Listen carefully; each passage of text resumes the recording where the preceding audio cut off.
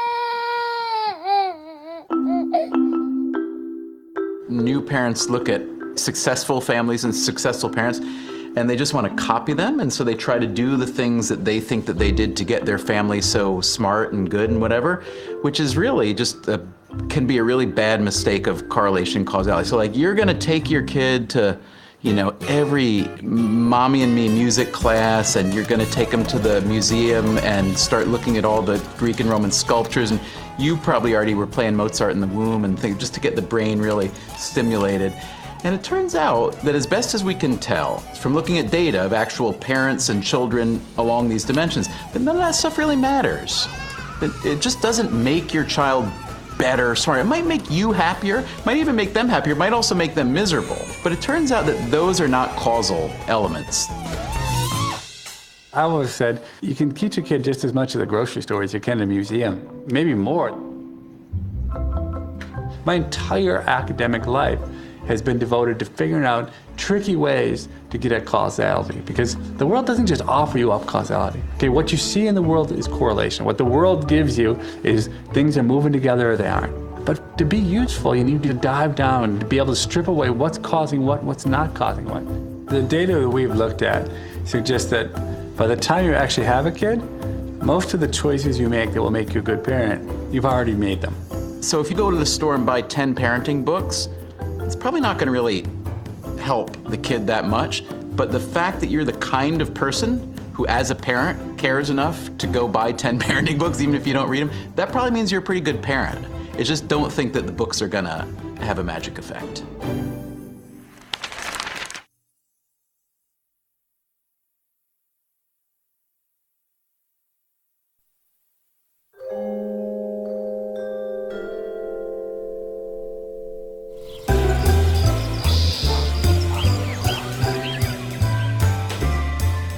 Ah, parents. We want to believe so much that everything we do is going to make a difference in our children's lives. What they eat, where they go to school, who they hang out with.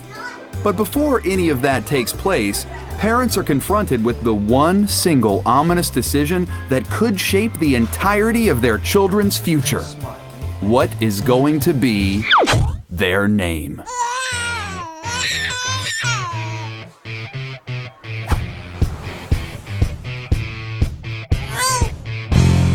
These days, there's an entire industry devoted to naming your baby. And business is booming. There's magazines, books, websites. There's even high-profile baby naming experts. I'm a baby name expert. I study names, I ask parents how they choose names for their children, and I look at how names are changing, because baby names are changing today faster than ever before. Names are important because they have a lot to do with your family, your heritage. The name represents you, you know what I mean? Street credibility, all of that. Names are definitely a big part of meeting someone. A name can make you popular and a legend. Without a name, you're nobody. You gotta have a name. It tells your whole identity. But just how important can names really be? I mean, unless it's Rockefeller or Gates, can your name have some sort of magical power over your entire destiny? Ooh, the name fairy. Not convinced? Well, what about the following story? Once upon a time, there was a young mother who thought she was naming her daughter after her favorite actress on The Cosby Show, the smart and fiery Tempest Bledsoe. This is the most humiliating moment of my entire life, and there have been many. But having never seen the way it was spelled, the young mother mistakenly named her newborn daughter Temptress. Well, little Miss Temptress didn't have an easy time growing up. What? I don't even know if that's what you mean. As a teenager, she became sexually promiscuous, got into a whole bunch of trouble. Okay, you little shits! That's right, I better not catch you! And ended up in court. All rise!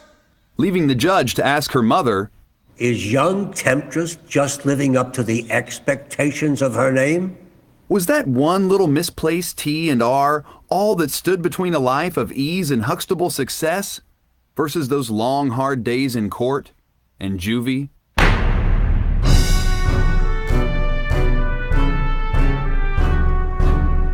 Harvard professor Dr. Roland Fryer was determined to find out just that. What happened to Temptress has nothing to do with her name, has everything to do with where she grew up. It turns out, Temptress grew up in a poor black neighborhood, the kind of neighborhood Dr. Fryer's been studying for years. As a world-renowned economist and a leading expert on race in America, Fryer has long been interested in what he calls cultural segregation, the gap between white culture and black culture. One embodiment of that culture is what you name your kid. It's probably one of the few cultural items that we can really measure precisely. What we did was we looked at the effects of your kid's first name on their life outcomes. Dr. Fryer analyzed the naming records of every baby born in the state of California over the last 40 years, and those names tell an unmistakable story. African American parents are more likely than any other ethnic group to give their children unique names.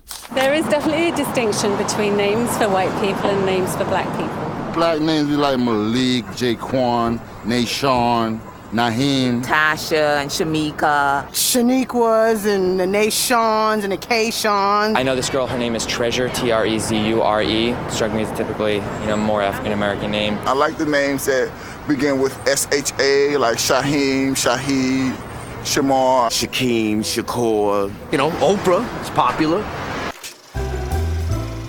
It was actually in the 50s, in the early 60s, that we saw huge overlaps in the naming patterns of blacks and whites. So people, naming their kids John, Michael, names like that. And what you saw was around in the 1968 or so, kind of in the Black Power movement actually, you saw distinct bifurcation with black names getting more distinctively black, and a lot of them were Islamic names. Because the Black Power movement was about identity. Who are we? Who are you? Are you part of us? It wasn't until the late 80s and 90s that we started to get, kind of the made-up, concatenated names that you see now. This generation today, they sort of changed the whole name concept. They have names that are 30 letters long, and... Now, everybody tried to do something, unique.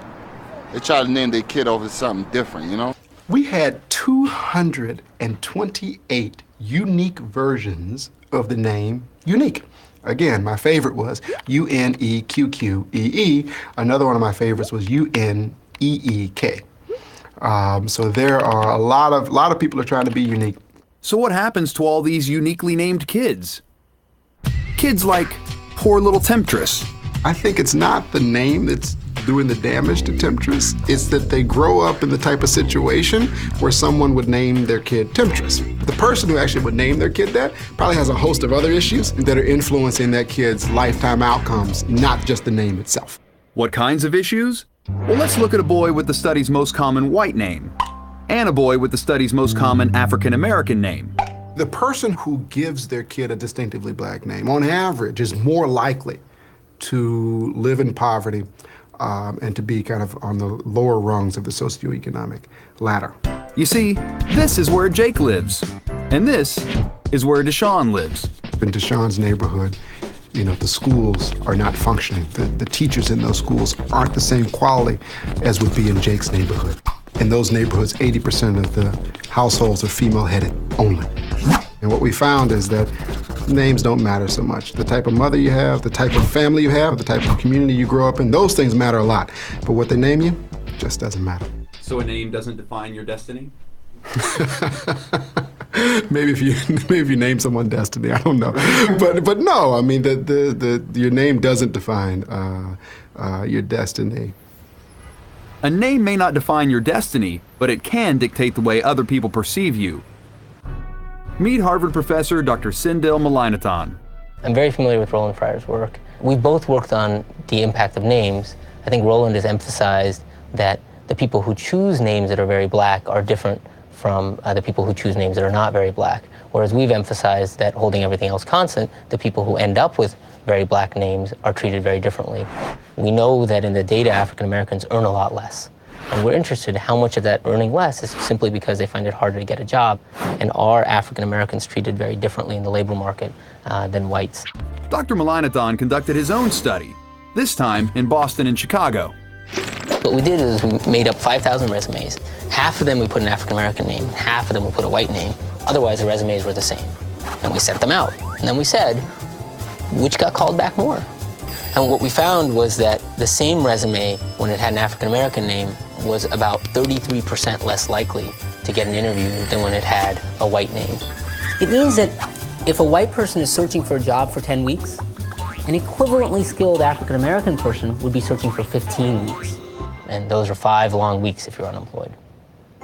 You can judge somebody by their name. It's not right, but people do it. They assume that just because your name is Monique or your name is Lavon or Shaniqua, that you're African American and you're not qualified because your name has an ethnicity to it. One time there was a girl named Lakeisha. I talked on the phone and I thought she was black, but when I met her, I was totally shocked that she was a white Southern girl.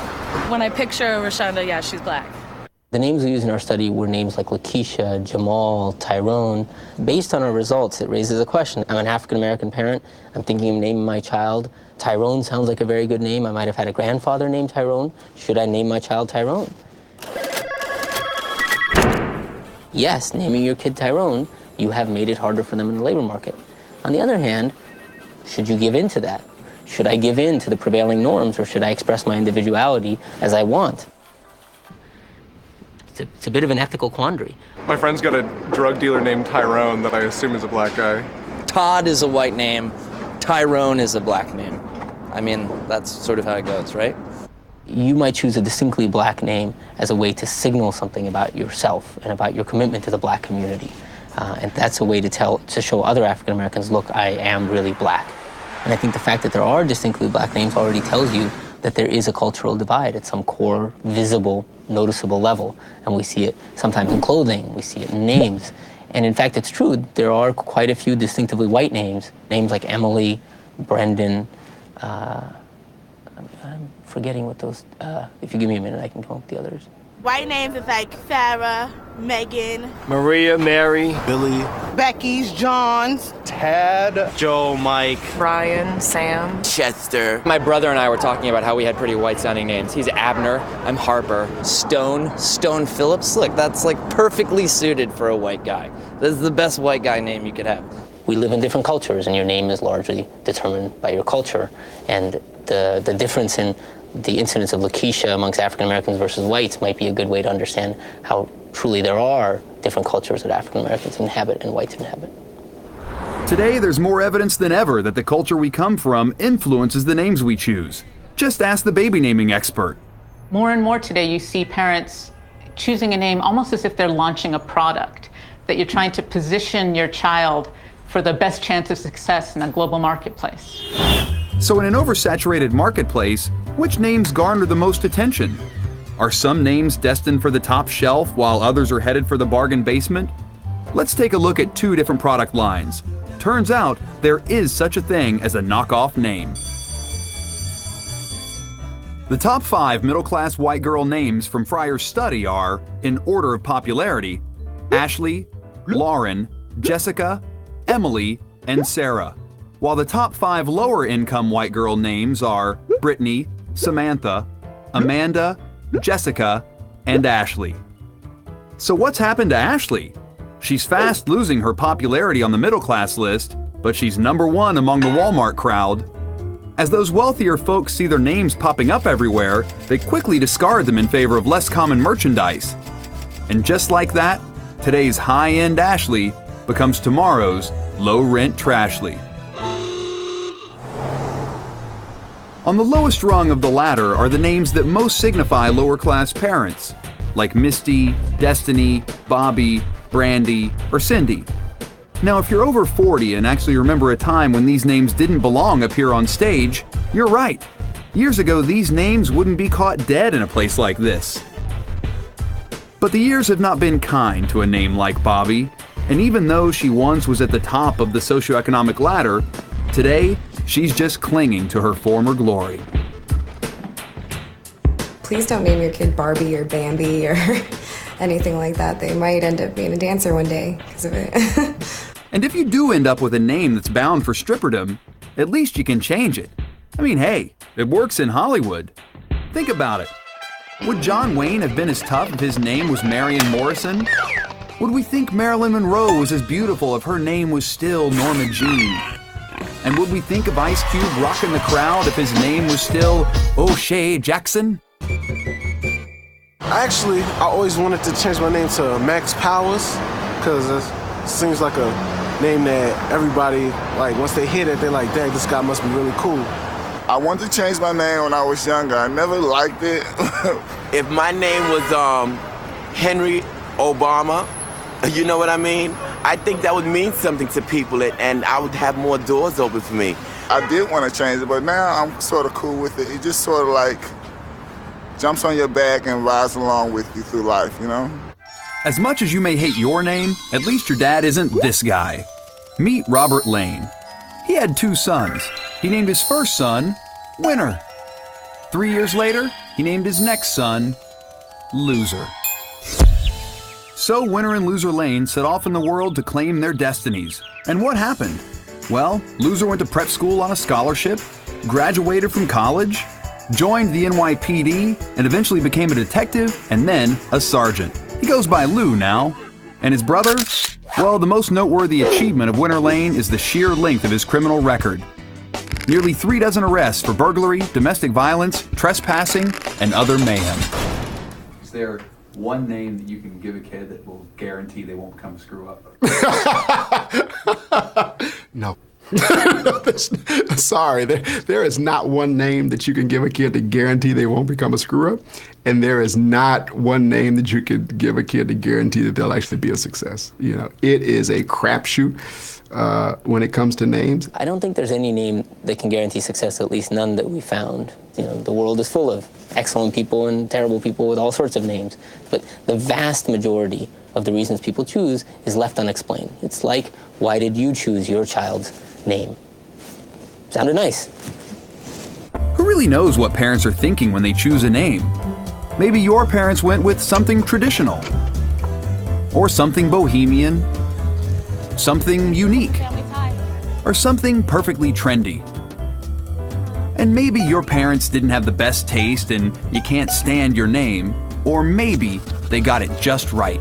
Actually, my name means intelligent hero, so that describes me to the fullest. I was actually named after a horse. My dad's a horse trainer. My middle name is Comfort because an angel of the Lord came down to my mother and told her she was going to have a daughter with dark hair and blue eyes who would be a great comfort to her. The Prophet Muhammad, peace and blessing be upon him, was the last seal of all the prophets. My name says that I'm named after my grandfather, who was named after his great-grandfather. That's what it says. In the end, most parents just want the best for their children. And if they believe a particular name can give their kid that extra edge, then why not? I mean, who knows? It just might work.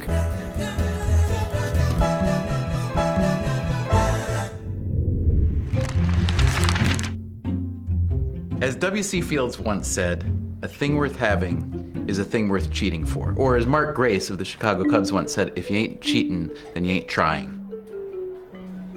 Everybody understands why a kid would want to cheat on the SATs, right? They have huge gains of being able to get into Stanford or Harvard and have a good life as a result of cheating on a test, okay? What's harder to think is, why would a teacher cheat for a kid on a test? And yet, when you go to Chicago and you look back a few years ago, we find that lots and lots of teachers were cheating. Well, why were they cheating? Well, because there's tremendous pressure on these teachers to produce high test scores so that their schools wouldn't get into trouble.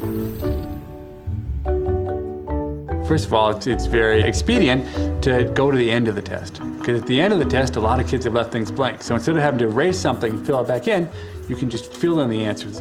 Now, it might look kind of funny, because how often when kids take a test do they answer the first 20 questions, leave 17 questions blank, and then fill in the last 8 questions, okay? And even maybe a little funnier when they fill in the last 8 questions and they get all the questions right, and those just happen to be the hardest questions on the exam. When I got the data from the Chicago Public Schools, I mean, we're talking about millions and millions of answers by thousands of kids over years and years. And I looked at the data, and I couldn't see anything. I mean, how could you have seen anything? If you can think like a teacher who cheats, and then look again at the sea of data, these patterns come to light. Patterns which are subtle, that are buried in mounds and mounds of data. When looked at just through the right lens, suddenly it's just as clear as day. And once you know what to look for, you can't help but say this has to be cheating.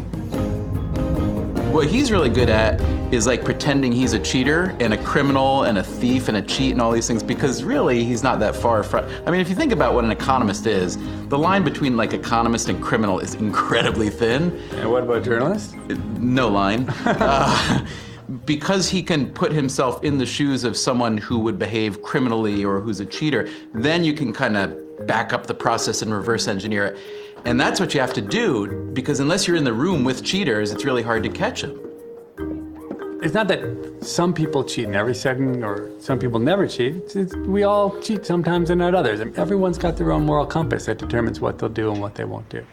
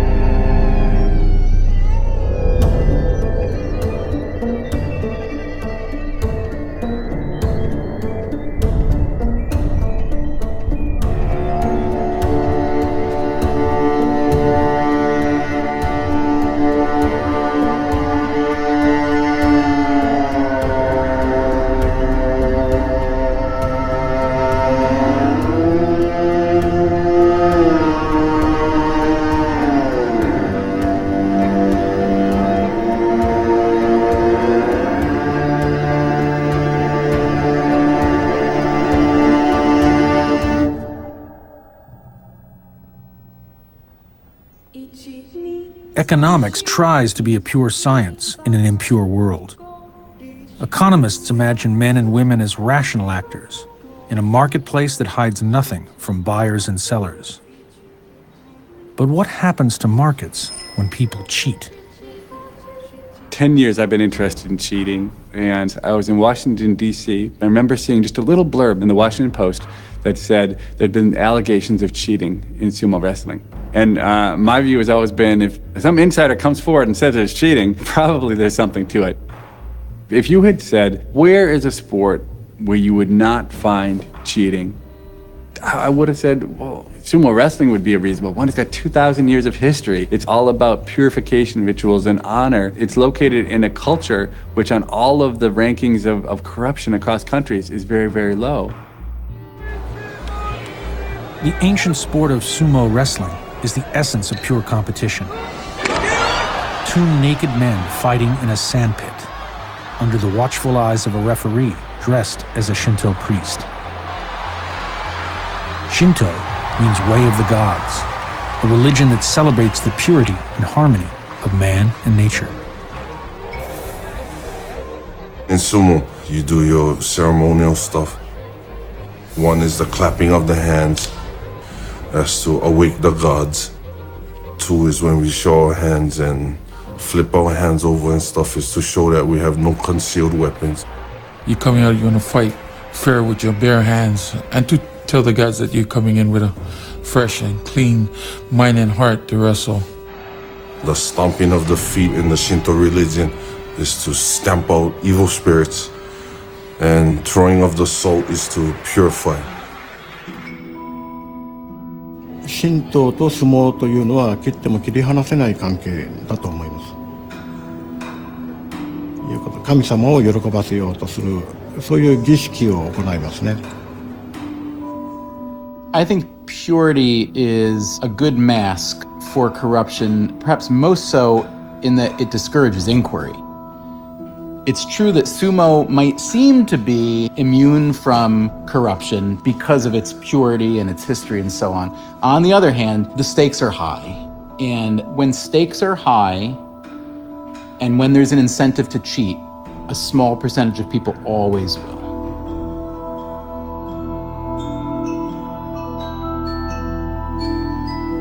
Just as in medieval Japan, the wrestlers, known as rikishi or strongmen, spend years in apprenticeship, living together around the clock and training in stables or beya, subject to strict moral and physical discipline. If you're a sumo wrestler in the top ranks, your life is very, very good, and you can live like a king. Once you fall below those ranks or never attain those ranks, your life is not very good at all.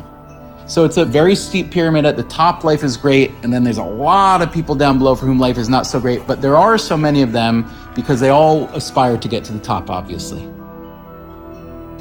It's a battle 24/7 being a sumo wrestler. It's not just two big fat guys trying to kill each other, but it's a lot of work to be big and at the same thing active. 6 major tournaments a year. You have to wrestle with injuries. They throw you in the jungle and see how you can come out alive.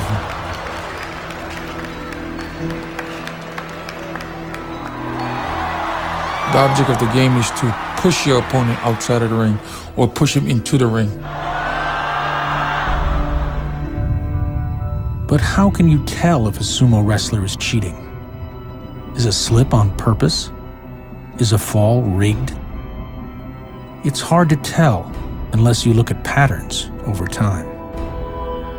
People who are being corrupt are always trying to actively cover their trail. So corruption is, by its nature, hard to identify, hard to prove.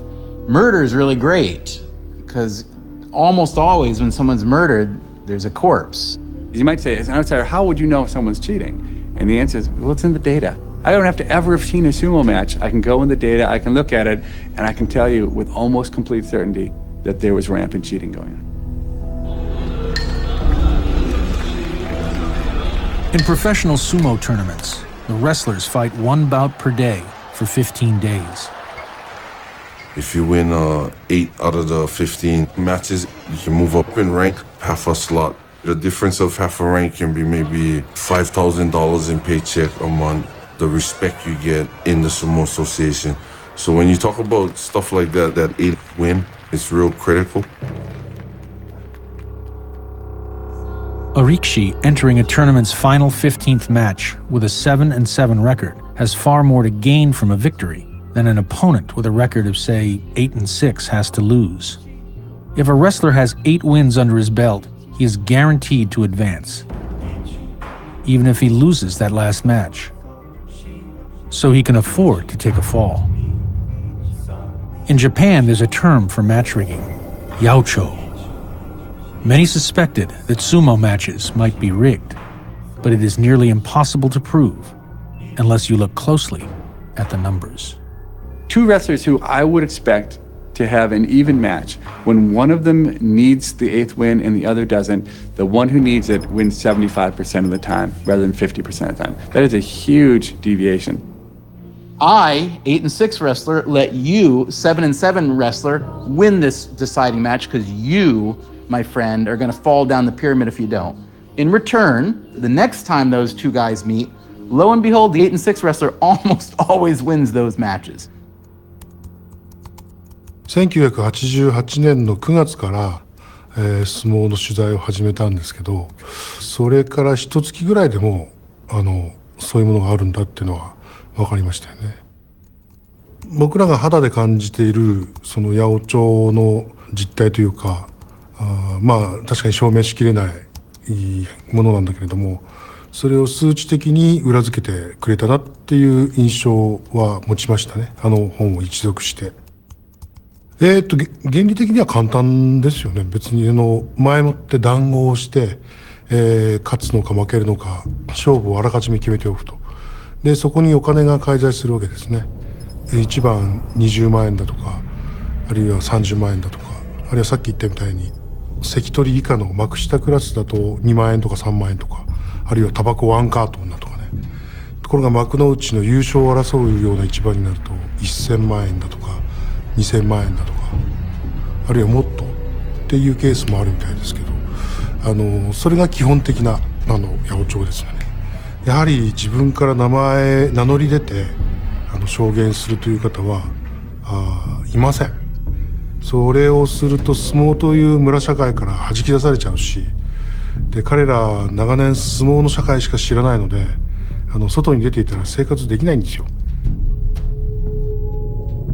お互いに知り合い同士で仲がいい相撲取りお互いいるわけで、付き合いですから、地位が陥落したり関取の地位から落ちたりなんかすると相手に対して同情して、手を抜くというのが基本だと思うんですけど、でそういったことをやってるってこと自体も言えなくなってしまう。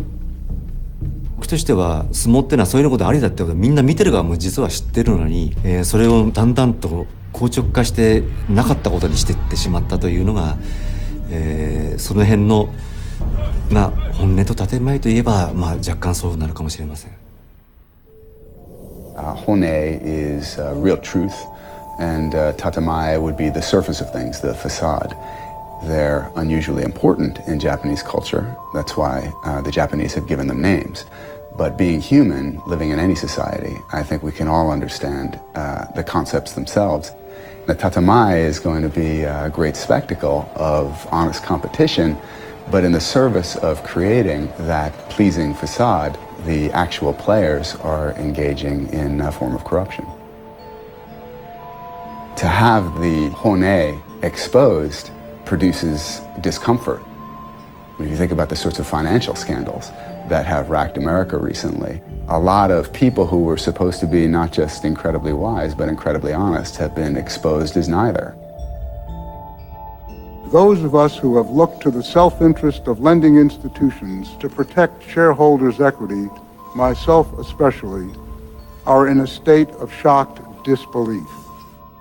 That produces a kind of disillusionment in any society that had formerly looked to those people or those institutions as somehow representative of what's best in that society. Sumo would be an example of that in Japan. While I would not put the Bernie Madoff pre-arrest reputation, I wouldn't necessarily call that one of purity, the way we would talk about sumo wrestling or the way we might talk about the Catholic clergy, the SEC had an image of this guy that was almost sacrosanct in that he'd run an exchange, he'd been a market maker. His reputation was so large that it discouraged them from coming in with a bias toward corruption, and instead they brought a bias against it. What do you have to say for yourself? What do you have to say to the public, to your investors? The realm of high finance and the world of sumo both demonstrate that the illusion of purity can not only hide corruption, it can help to make it possible. In sumo, when whistleblowers stepped forward to expose corruption, they were not treated kindly. In 1996, two sumo veterans, including a recently retired stablemaster, collaborated on a tell-all expose that was serialized in the Shukan Post. 大鳴親方がやった時の衝撃は結構強かったと思いますね。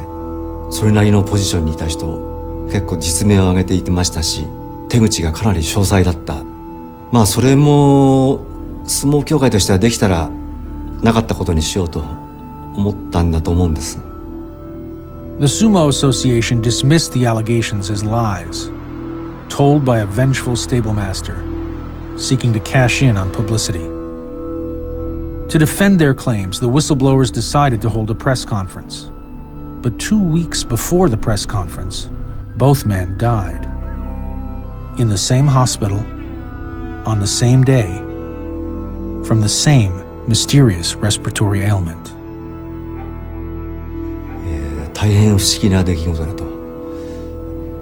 つまり納得できない、出来事だったと当時は思いました。当時はその相撲賭博がすごく華やかで、力士の勝った負けたっていうのはオッズをものすごく左右するわけですよね。だからそこで彼が全てを暴露するっていうことは、その日本の闇社会のある種のタブーを犯すことになるので、そこで彼は死なざるを得なくなってしまったのかなと僕は解釈してますけどね。Yet no one questioned the way they died. There were no autopsies. The police did not investigate the sudden and simultaneous deaths. It's a very good hospital, a police spokesman told reporters. So there were no grounds for suspicion. だからでその遺族がその解剖を望まなかったってのあるんですけど、その前に司法解剖だろうっていう気はするんですけどね。相撲に対する見方そのものが、それは警察だけじゃなくて社会的にそうなんですけど、なんかちょっとこうアンタッチャブルっていうか、治外法権っていうかね、触りにくいところがありますよね。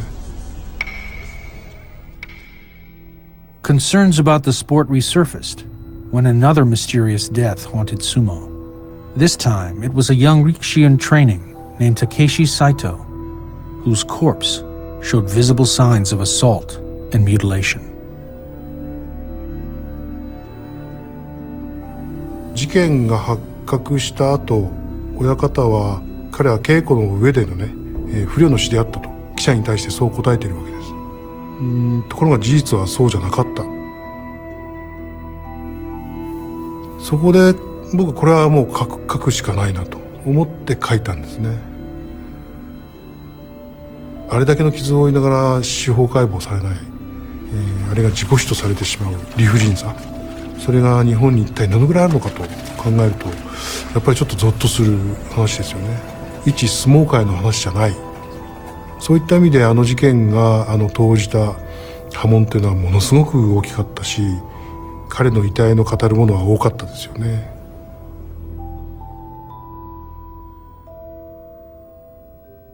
Hiromasa Saikawa took note of the death of the young wrestler. Saikawa is one of the nation's most vocal critics of how murders are investigated in Japan. He quit his post on the Tokyo police force when the gap between the hone, the hidden truth, and the tatemai, the facade of propriety, had grown too wide.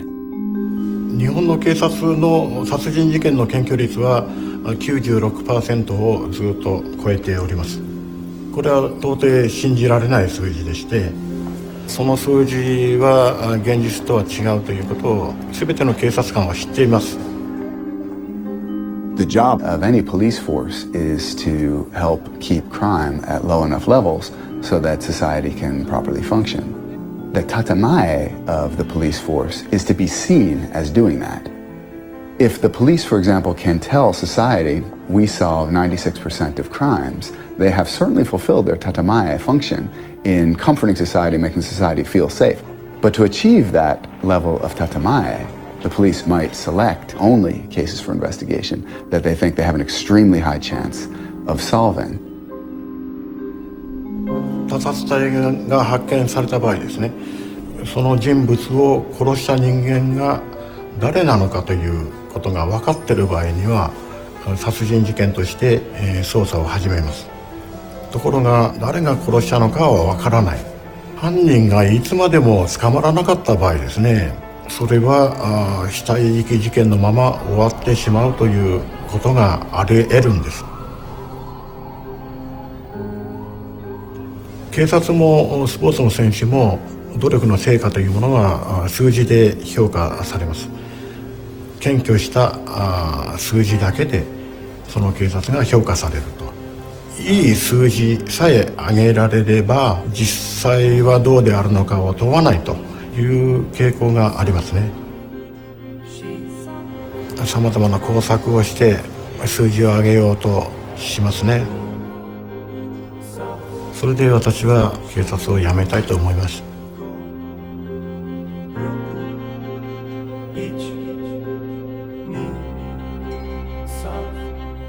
Despite clear evidence of brutality, the police declared that the young man died of natural causes, and the stable master quickly asked for the boy's body so it could be cremated. But the angry father of the young man insisted on an autopsy, which revealed that he had been burned with cigarettes and beaten to death with beer bottles and baseball bats. The young boy had died at the hands of fellow wrestlers who were ordered by their stable master to punish the boy for trying to run away from the world of sumo. 相撲界にとっては非常にショッキングだし、もうこれまでのやり方は通用しないのだよということを明らかに示しているし、それから僕が書いた八百長の記事をきっかけに相撲界に対するその見方が世間非常に厳しくなっているので。Sumo countered criticism with lawsuits against Takeda and his magazine. Juries ruled against Takeda in cases where he accused individuals of match rigging. But Sumo had no defense against the revelations of violence.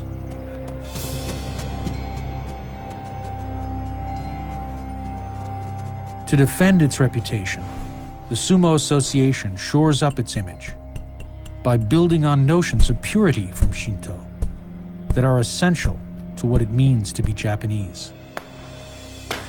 Publicly, they insist that Yaocho is a myth. I hope there was none of that going on in the bottom ranks, but where I was, no. そういうしかないでしょ。俺もそういうふうに言いたいけどね。八百長なんかないとか。俺は正直に言うしかないからね。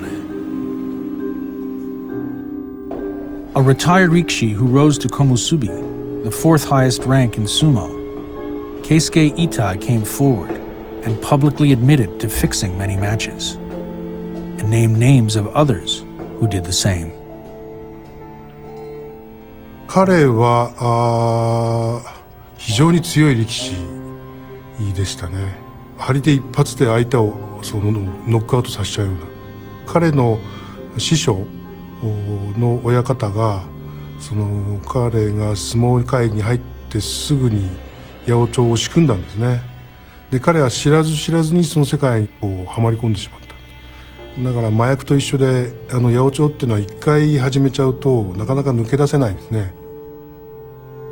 八百長を経済システムと仮定して言いますけど、大きなお金はそのピラミッドのトップの横綱に集まるんですね。何千万円というお金が仮に集まったとして、でそれを下にあまねく潤していく、相撲界全体に潤していくんです。そのためのツールとして八百長がある。結局力士全体が真面目に取ればすごいこうなんていうかこう神がかりのスポーツだと思いますけどね。今でもやっぱり真剣勝負見ればやっぱり感動しますしね、八百長見ればやっぱがっかりするし、そんな感じかな。僕らはもう全部わかりますから、相撲見てて真面目に取ってるか取ってないかぐらいは。しかし欧米では建前とは違うことをやった場合であってもですね、時間の経過とともにそれが明らかにされることがある。例えば公文書なんかも30年経てば原則公開するとか、日本の場合それが全くありません。永遠に闇に葬ることができるという強い信念を持っているようですね。In Japanese media, there's a certain form of self-censorship. Giving interviews in Japanese, the media will not quote me if I use the word daraku, which is corruption in Japanese, and they'll change that instead to something like konran, confusion. We certainly have the very same thing in America today. The New York Times, for example, will not use the word torture to describe anything that's been carried out by Americans in operating our prison system in the war on terror. However, if it's the Chinese who've done these things to an American airman, the New York Times has no compunction about calling those things torture.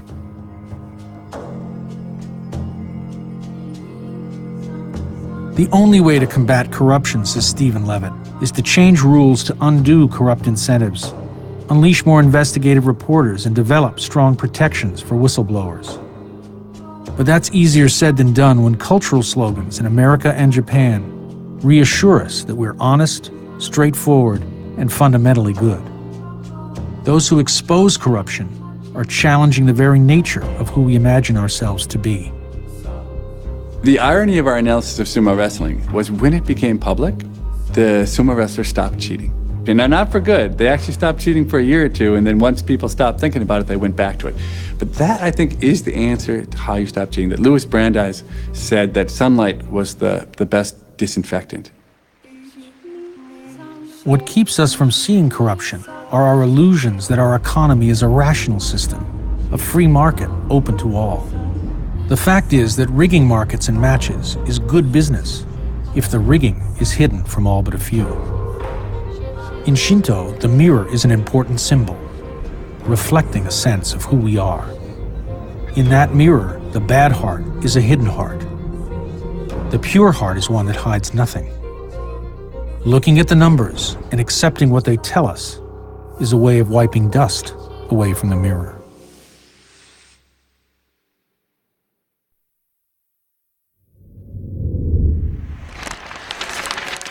Well, hi there, boys and girls. This is Captain Kangaroo. Say, I'd like you to meet a friend of mine. So, you know, it's lots and lots of fun to have a pet you can run and play and jump with, isn't it? But did you know that there are some boys and girls who can't run and jump and play? It's all because of a thing called polio. When I think of bad historical assumptions about correlation and causality, I think of polio 100 years ago, when it was this horrible mystery that it was, claiming a lot of lives, and it was really scary because it mostly struck children. And there was a strong line of research that suggested that ice cream caused polio, that ice cream consumption caused polio. Here comes Mr. Softy, the soft ice cream man. The creamiest, dreamiest soft ice cream you get from Mr. Softy. The reason that correlation was thought to be causal was that polio spiked in the summertime for reasons that really weren't very well understood, but it did. And ice cream sales spiked during the summertime. So these researchers had seen that whenever there was a lot of ice cream being sold and consumed, there was a lot more polio. And so there was really literally the beginnings of this kind of ice cream persecution to try to stomp out polio. And it sounds ridiculous, but you see it all the time now, people trying to fight against or build up something that they're sure is connected to something else, which it turns out just isn't.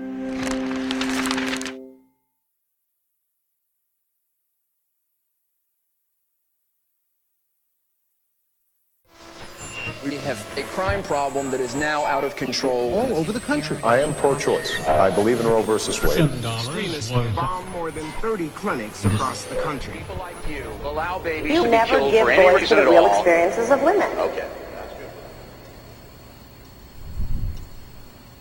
When I started studying crime in the early 1990s, it was roughly at its peak, the highest it had ever been in the United States. And all the experts expected it would go higher and higher. The warnings were everywhere. But then, much to everyone's surprise, something happened.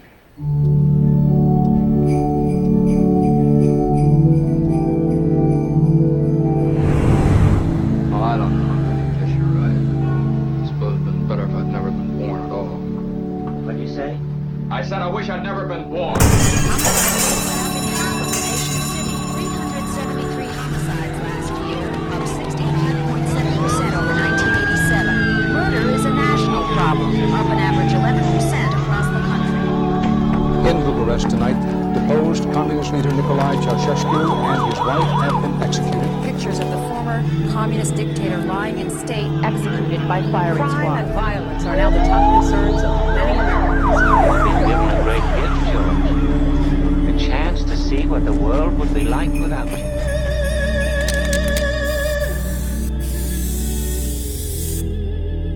As the 1980s drew to a close, law enforcement experts predicted that the crime wave of the preceding decade would continue to rise. It would be the decade of the mega criminal. There was only one problem. It didn't happen. The FBI has some good news about crime. It's down. It's clear the numbers are dropping. What's not clear is why. What's behind this dramatic change? Primarily it's the police strategies. We have incarcerated our criminals and thus taken out of the population of those people who would commit crimes. Experts and officials lined up to offer explanations for the drop in crime. Community police officers, better prevention. Their explanations included more innovative policing, harsher criminal sentences, changes in the crack market, increased gun control, a strong economy, and more police on the streets. But economist Stephen Levitt examined these explanations, evaluating the most popular ones. When you look at the data carefully, it's just not clear that they really have that impact that people have suspected. By analyzing the reasons most often cited by those in the press, Levitt was able to separate the more likely factors from the less likely ones. The crime drop explanation most often cited was that innovative policing strategies had been introduced in some cities. New York City, for example, implemented sweeping law enforcement changes, from Police Chief William Bratton's CompStat system to Mayor Rudolph Giuliani's crackdown on small street crime. The reductions in crime that have taken place in New York City are pretty close to miraculous. New York City had among the biggest declines in crime of any city in the country. So there's an enormous amount of fanfare given to the strategies of Giuliani and Bratton. But crime fell everywhere. It's hard to find any city in the United States where crime didn't plunge. And also, crime was down 20 to 30% before Giuliani ever took office. So a number of things make me suspicious that it really was the policing strategies. The second reason most cited for the crime drop was an increase in the reliance on prisons. We've locked up 1 million more Americans since the early 1990s. There are now 2 million Americans in prison, and that's got to reduce crime. Levitt recognizes that imprisoning more people will, in the short term, bring crime rates down. By my estimates, about 30% of the decline in crime can be attributed to the fact that we got very tough on crime in terms of locking up criminals. This is crack cocaine. The third explanation for the crime drop, most often cited in the press, were changes in the crack market. Now, experts say crack cocaine may finally be on the decline. The peak of the crack epidemic came in the late 80s and the early 90s. And at that time, an enormous amount of the homicide in particular could be attributed to crack. But for various reasons, the amount of violence that's been associated with the crack trade really faded. So that can explain about 15% of the decline in crime. Other possible reasons for the crime drop examined by Levitt include tougher gun laws, the 1990s economic boom, and an increase in police nationwide. Though Levitt does not entirely discount these, he sees them account for only a small fraction of the overall crime drop. There are a million factors that drive crime, but how do you determine the particular composition?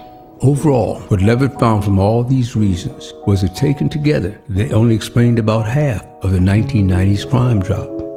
The other half remained a mystery. So what happened? Well, let's rewind to what for many Americans may have seemed an irrelevant incident in a faraway place.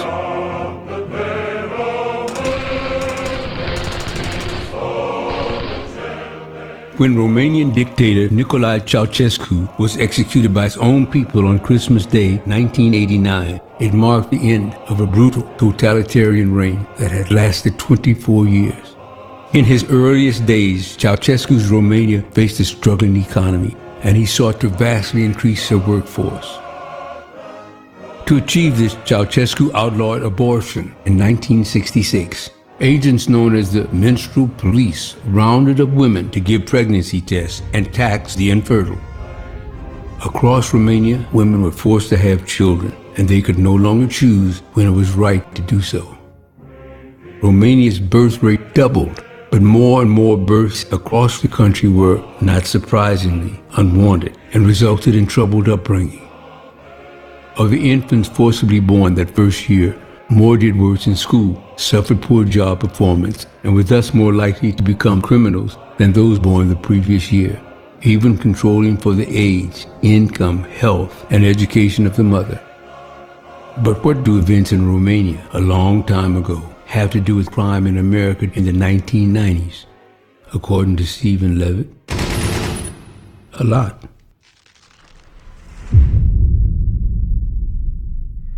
You've been given a great gift, George. A chance to see what the world would be like without you. What I believe to be true, and I think the evidence supports it, is a hypothesis which many people find jarring and disturbing, but nonetheless I believe is probably right. Good evening. In a landmark ruling, the Supreme Court today legalized abortion. In 1973, in a case called Roe v. Wade, the Supreme Court ruled that abortion, which had previously been legal in only 5 U.S. states, would now be legal nationwide. Precisely the opposite of what happened in Romania. The legalization of abortion in the 1970s was one of the primary reasons why crime fell in the 1990s, because a whole generation of potentially unwanted children were never born because of the legalization of abortion. And if you fast forward 20 years to the point in time when they were going to be at their peak crime ages, they simply weren't there to do the crime. You see, George, you really had a wonderful life. Don't you see what a mistake it would be to throw it away? The trouble, of course, is that life isn't like the movies. For so many children who, without Roe v. Wade, would have been born in 1973, their lives might not have been the wonderful lives of being born into a loving family in yesterday's small-town America.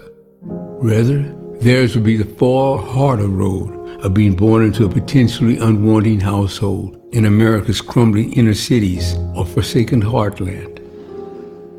Levitt's conclusion? As much as half of the 1990s crime drop was an unintended consequence of Roe v. Wade. The theory behind it is actually quite simple. Unwanted children have been shown to be at high risk for crime. With legalized abortion, fewer unwanted children were born. Therefore, the theory would be that there would be less crime 15 to 20 years later when those cohorts reach their peak crime ages. And the data support that hypothesis quite strongly.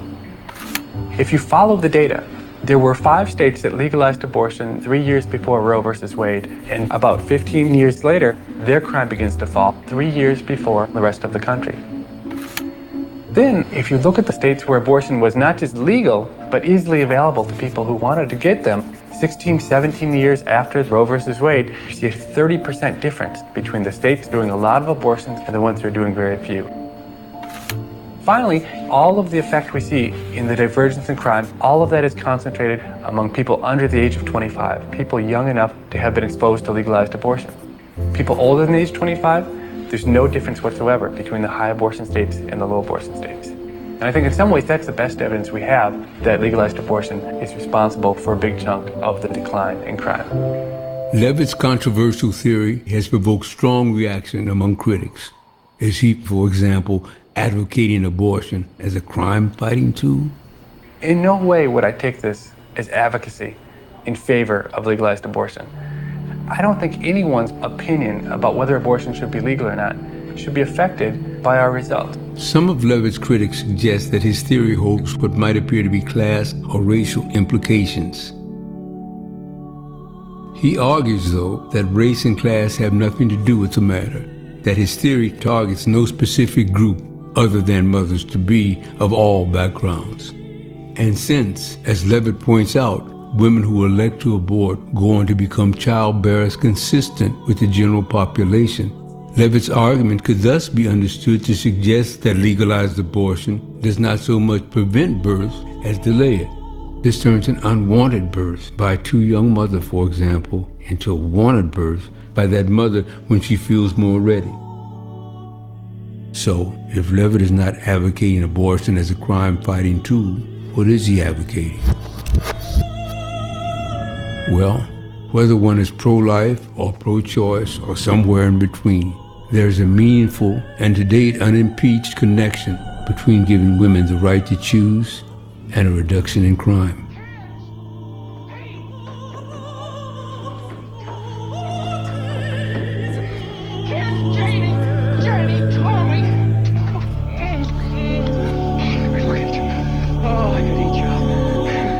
Where's your mother? She went looking for you. Uncle Billy. Daddy! Suzu, my little ginger snap, how do you feel? Fine. Not a switch of temperature. Not a switch of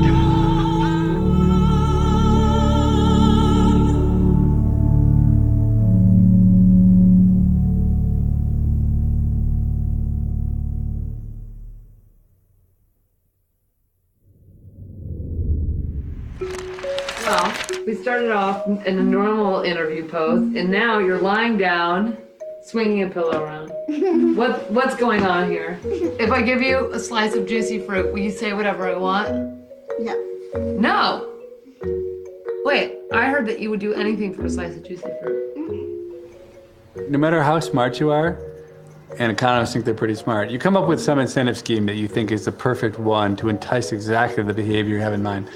And you set an army of people with nothing to do all day but to figure out how to beat that incentive scheme, and they absolutely will beat it. Tell them about Amanda. It's such a long story. You can't possibly. I mean, I'll give you an example. So we were trying to potty train my daughter Amanda, and my wife went into the books and did all the things you're supposed to do, but Amanda had been potty trained, and then she just decided she just wouldn't use the toilet anymore. And this went on for months. My wife was frustrated. And I said, I'm an economist. I understand incentives. Let me take over. And I got right down on Amanda's level on my knees, and I knew what she liked more than anything else. She was about 3 years old. Were M&Ms. And I said, if you go pee-pee in the potty, I'll give you a bag of M&Ms. She said, right now? And I said, yeah. I said, okay. And she walked over to the potty. She went to the bathroom. I turned to my wife, and I said, let the economist handle this, And indeed, for the next couple of days, it worked to perfection. Every time she had to go to the bathroom, she announced it. She went to the bathroom. There was a lot of fanfare. We gave her the M&Ms. Everything was going great. But 3 days later, she said, well, I have to go to the bathroom. Followed her. She went, trickled out a few drops. I gave her the M&Ms. She got off. She said, I have to go again. She sat down in the potty. She trickled a few more drops. I gave her the M's.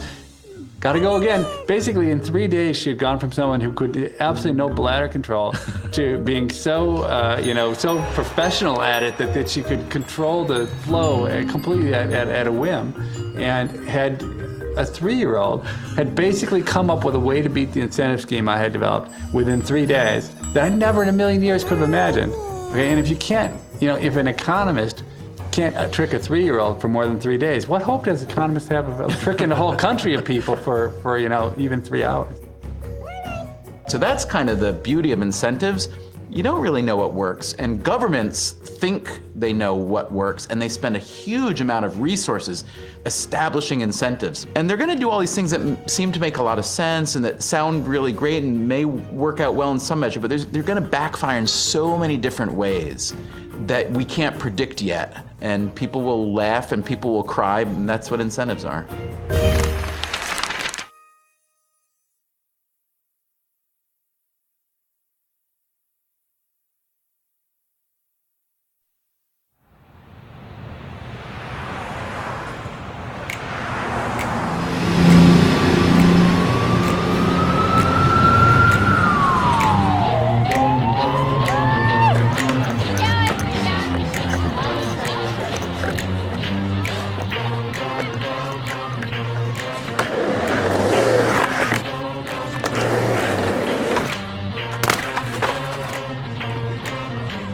give me some Adderall? Will you give me a cig? Hey, where you guys putting this shit? Where you guys putting it? Go right over there. You might want to do it right now. Right now, you stupid ass. Blow before it blows. Don't blow up. It's going. That was nothing. Make another one. I know I could do good in school, but I don't. I have a reputation of a bad child. Parents are way too uptight in kids' business. Like, where are you gonna go? What are you doing? When are you coming home? I mean, they'll be like, hey, you have homework, and then I'll say no. Or I forgot my book at school, I'll do it in the morning. Something. That works? Get some off my dick. What's up?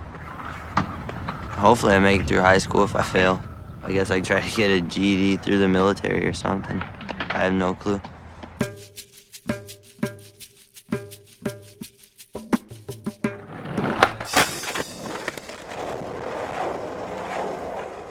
In the modern economy, not graduating from high school is like an economic death sentence. But when you're talking about high school kids, what matters to them is what's happening today, not what's going to happen a month from now or 6 months from now. You have to have a very forward-looking mindset. I think most kids don't. In designing incentives to help kids get through school, we have to have that conundrum in mind. The idea was for the University of Chicago to see if students could increase their test scores simply by giving them a financial incentive. If it works with one student, then it's good enough for me because we have no stake in it financially. The University of Chicago is picking up the tab. Why wouldn't we at least try it? I'm thinking it's going to work. Opportunity, you'll always miss 100% of the shots you don't take. And that's my message to the students. I don't need to put my degrees up on the wall. I already have those. I want them to get those.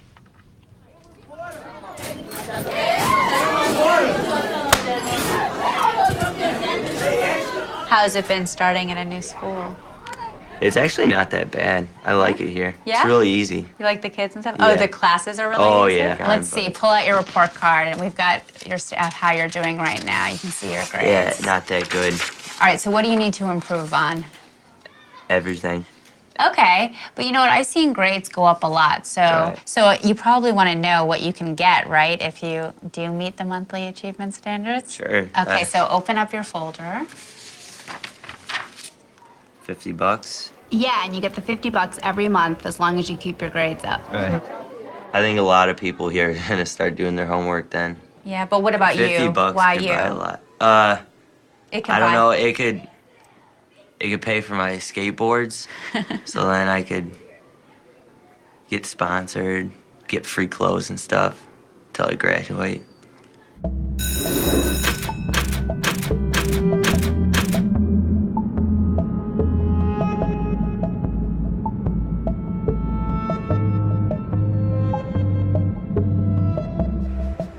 How was school today, okay? Amazing. Good. Kevin came home from school and he says, Mom, if I do really good, I can get paid for it. Mom, I could really make money. I'm like, all right, fine, Kevin, go for it. I said, and I'll tell you what, you keep your grades up, you're gonna get the money, and I'll tell you what did I tell you? Mom will double it. Whatever they give you, Mom will match it. All right. Then you'll have double the money if the grades go up. All right. A little bit of bribery? What parent doesn't do that? We all bribe our kids one way or another. 1, 2, 3, 4. Bribery works for my kids. 5, They love to be bribed. 8, 9, 10. For 50 cents, I can buy whatever I want in my household. Oh, and I forgot this dollar. The closest thing to a worldview, I would say, in Freakonomics, is that incentives matter. Not just financial incentives, but social incentives and moral incentives. Our goal was to figure out, can we cheaply and quickly move the needle at a school? Can we get kids to achieve more as quickly as possible with spending very little money?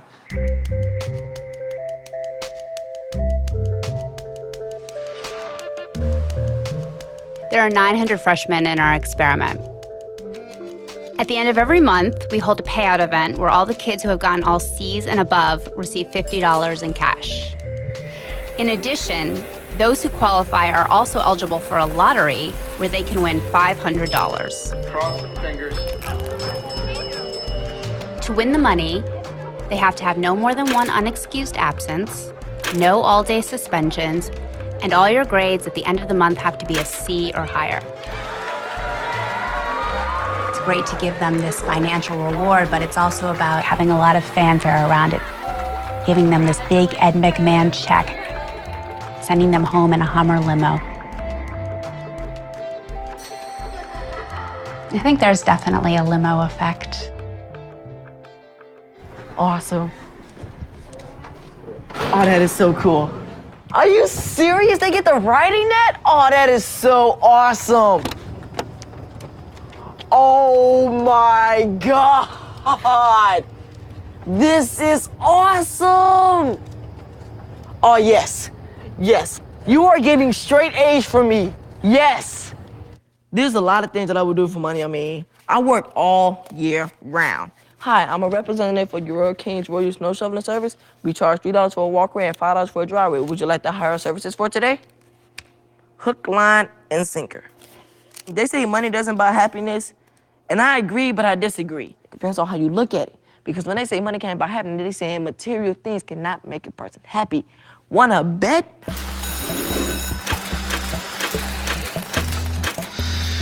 Okay, BPL 083. Unfortunately, that person did not meet the standards this month, so we cannot give them the money. You know what you need to do next month, right, to make it? So you're pumped you're going to be meeting the standards next month? Oh, yeah. All right. I took a look in that limousine. I'm like... Oh, you saw the limousine outside? It was awesome. The lines, the way it was tricked out. Oh, take us home, Jenkins. Oh, it'd be so cool. These are my halls. These are my halls. Call me the king, because that's my last name. The king. 5 and 7 are prime. So that's out the Write door. it. Okay. Show your work. 5. You can't break down 5 because it's a prime number. Show your work. I don't need you to do. No, give me 7 through 12. Something that I can No, break. I said 1 through 6. Oh. You don't get to pick. It's really important for me for him to finish school because I didn't. He's very intelligent. He needs to focus. They got to find something to get these kids into going to school and getting their grades up.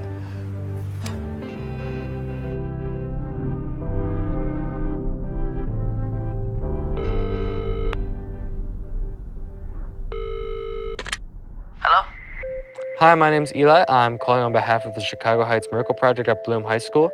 Is Guadalupe available? Is Hector available? Is Marvell available? This is a message for Jessica Richardson. We wanted to congratulate her on meeting the monthly achievement standards this month, so she's eligible to win $500. I'm calling for... And also just let you know to have her keep an eye on her math and biology grades because they're at a C right now. Is Sean available?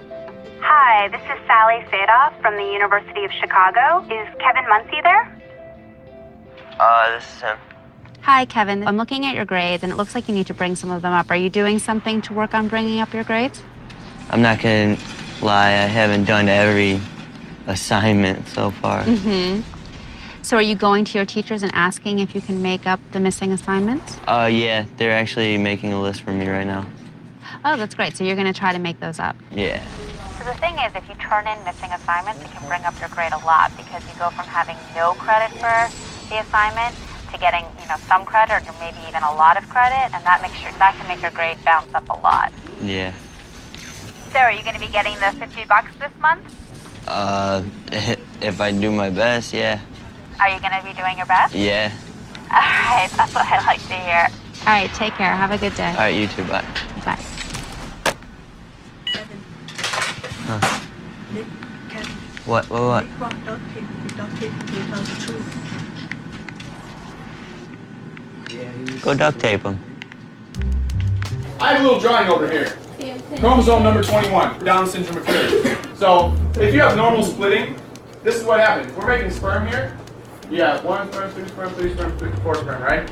One copy in each. Where's the other copy at? It's in the egg, right? They come together, make a pair. Take a look down here. Mr. Goshorn, can Tyler come help me? Sure. You just want to copy Lindsay's? No, just tell her to come back here. Lindsay, do you have that?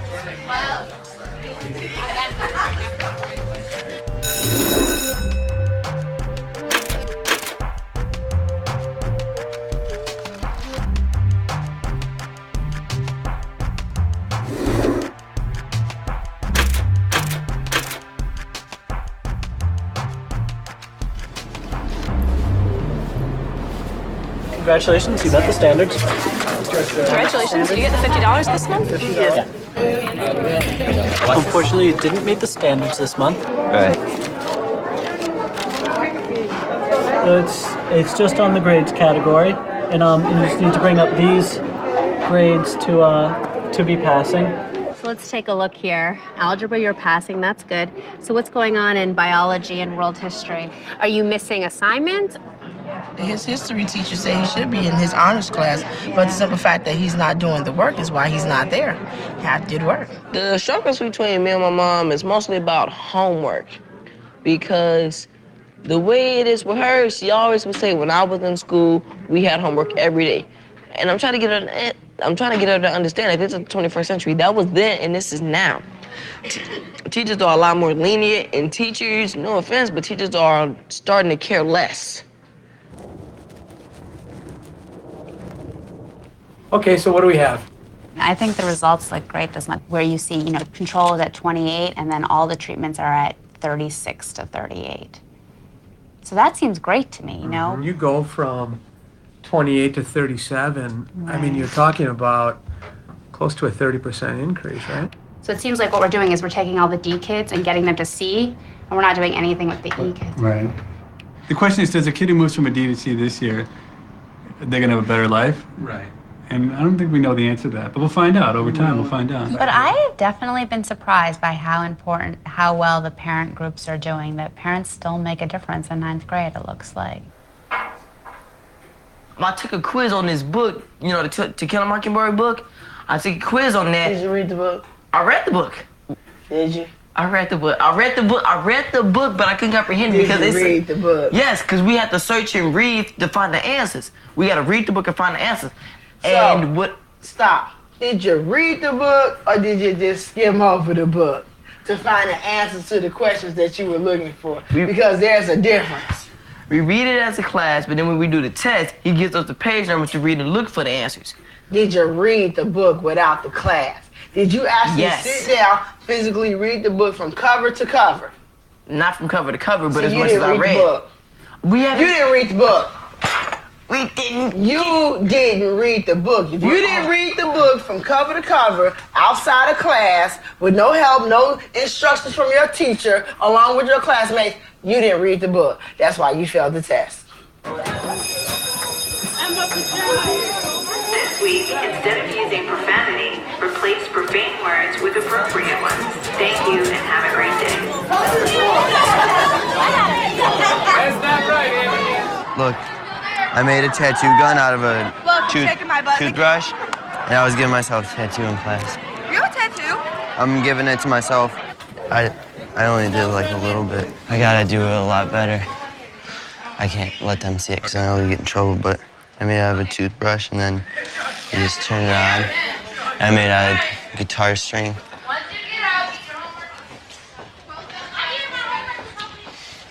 I don't think I would take any money for giving up my social life. I want to be the class clown, but I'm doing better, and I want, say, a 6% in an actual grade to almost a D. That's a big change in a couple weeks. That's really dramatic.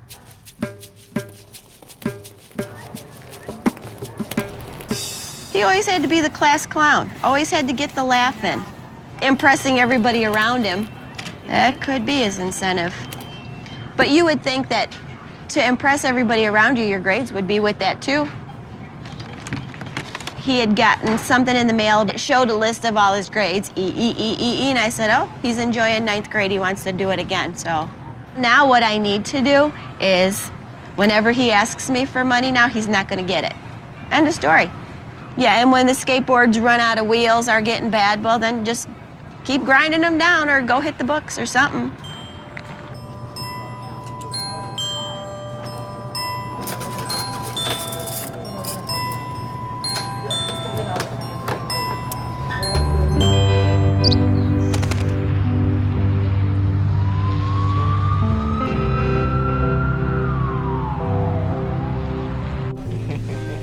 What does it mean to say that a genotype is homozygous? When all the alleles are the same. When all of the alleles are the same. Alleles. Give an example of that. Like AA. All right, a horizontal line. This is my last chance to win this $500. I'm at the line. I'm splitting a hair.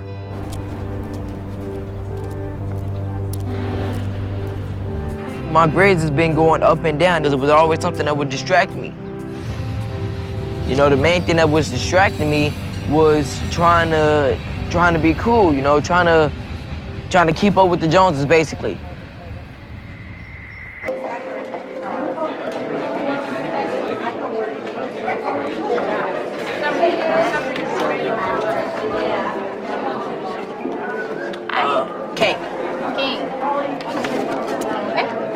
Congratulations, it looks like you met the standard for this last month. Yes.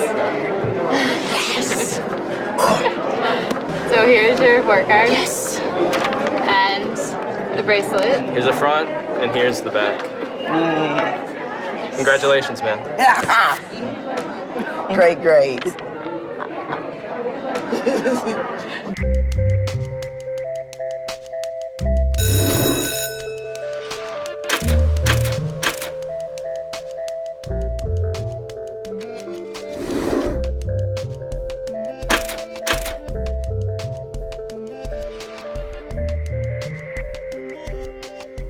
If I fail, that's it. I'm done. I'm dropping out. It's the Army, Marines, Coast Guard. You go to Iraq or something like that. I have no clue. Big round of applause for the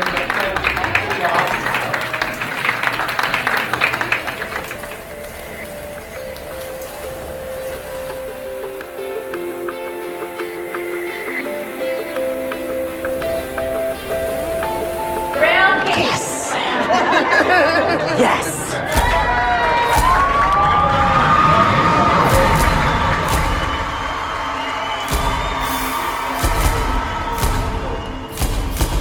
Take us home,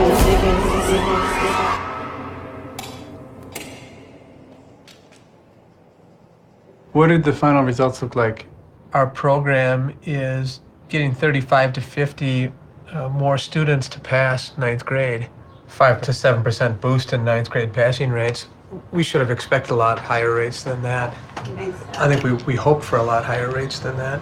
If we gave them $50,000, if they passed the 9th grade, what share do you think would pass? Would we move 10% of the kids, 20% of the kids? All of them? I don't know. I think we need to attack the problem at a much younger age. The dollars will be better spent during the earlier years. So what are we going to do next year? What about the preschool? Did they find us a school yet? Yeah, we've got a few preschools lined up and they seem excited. So if we're talking about preschoolers, are we talking about taking parenting out of the hands of the parents or teaching the parents how to parent or both? Experiment with both. That could be fun.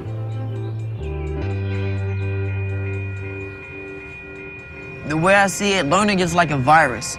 You know, it's a virus that most adolescents at this age don't want to catch until later on in life. Next year when I'm a sophomore, I'm gonna tell you I am doing great and I'm getting A's and B's. Next year when I'm a sophomore. And yep, and if not A's and B's, straight B's or B's and C's. Hey, that stuff difficult. That's not as easy as it looks. I can promise you milk and cookies, but if the oven is broke, you just get milk.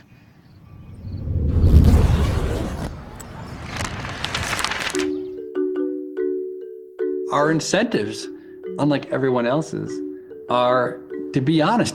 Because we built our whole reputation on if we're honest about this issue and we're honest about this other issue, then people will believe us we're honest about everything. So the worst thing we could do, the only way we can ruin our reputation is by starting to take sides in fights. In some sense, we're this peculiar beast which actually has the right incentives to just seek the truth and not have an agenda. So I don't think anything we've ever written or thought is going to save any lives, really, or, you know, make people smarter or better in any way. But we kind of give people permission to challenge conventional wisdom sometimes and to ask a different kind of question entirely. And a lot of times the questions are the sort of questions that you asked as children, and you know, people kind of chuckle at you, but once in a while they turn out to be really good. The problem is that as you get older and like you ask them as adults, like if you're in a meeting or with your friends or whatever, then they laugh at you hard and you just kind of stop asking those questions entirely. And we just kind of keep doing it. We kind of say, what if this thing that everybody thinks is so really isn't so? Or what if that didn't cause this, and what if this caused it? And I think that there just needs to be a lot more permission for people to think like that. Total BS, wasn't it?